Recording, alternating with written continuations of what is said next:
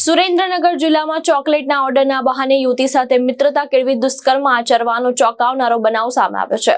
Joravarnagar police મથકે ફરિયાદ નોંધાતા પોલીસે આરોપીની ધરપકડ કરી વધુ તપાસ હાથ ધરી છે। માહિતી મુજબ જોરાવરનગર ખાતે રહેતી યુવતી ઘરે ચોકલેટ બનાવવાનું કામ કરતી હતી। તે દરમિયાન તેના મોબાઈલ પર હાય લખેલો મેસેજ આવ્યો અને નવરાત્રી ઇવેન્ટ માટે ચોકલેટના ઓર્ડરની વાત કરી। આરોપીએ સંપર્ક વધાર્યો હતો। આરોપીએ પોતાનું નામ હર્ષવર્ધન સિંહ ઉર્ફે રાવણ વિરેન્દ્રસિંહ ચૌહાણ હોવાનું જણાવ્યું।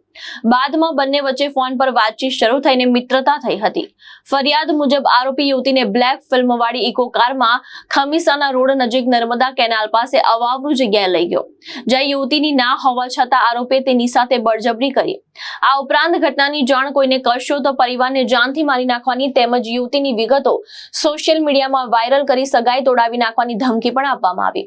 આ મામલે જોરાવરનગર પોલીસ મથકે ફરિયાદ નોંધાતા પોલીસે આરોપીની ધરપકડ કરી છે અને સમગ્ર મામલે વધુ તપાસ મહિલા યુનિટીના પીઆઈ વીકે ખાંડ ચલાવી રહ્યા છે।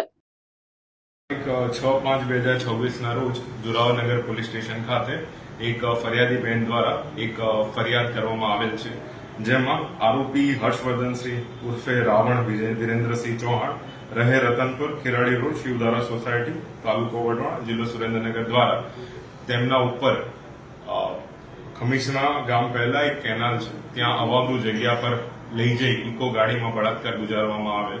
ત્યારબાદ ફરિયાદીને વારંવાર જાનથી મારી નાખવાની તેમજ અન્ય પ્રકારની ધમકીઓ આપવામાં આવેલ, જે બાબતની ફરિયાદ ગઈકાલે કરવામાં આવેલ હતી। તો બીએનએસ કલમ 64(1) અને 351(3) મુજબ જોરાવરનગર પોલીસ સ્ટેશન ખાતે ફરિયાદ લઈ આગળની કાર્યવાહી કરવામાં આવેલ છે, તેમજ આરોપીને જ તાત્કાલિક ધરપકડ કરીને તેને આગળની કાર્યવાહી કરવામાં આવેલ। મહેશ ઉતેરિયા, દ્રષ્ટિકોણ ન્યૂઝ, સુરેન્દ્રનગર।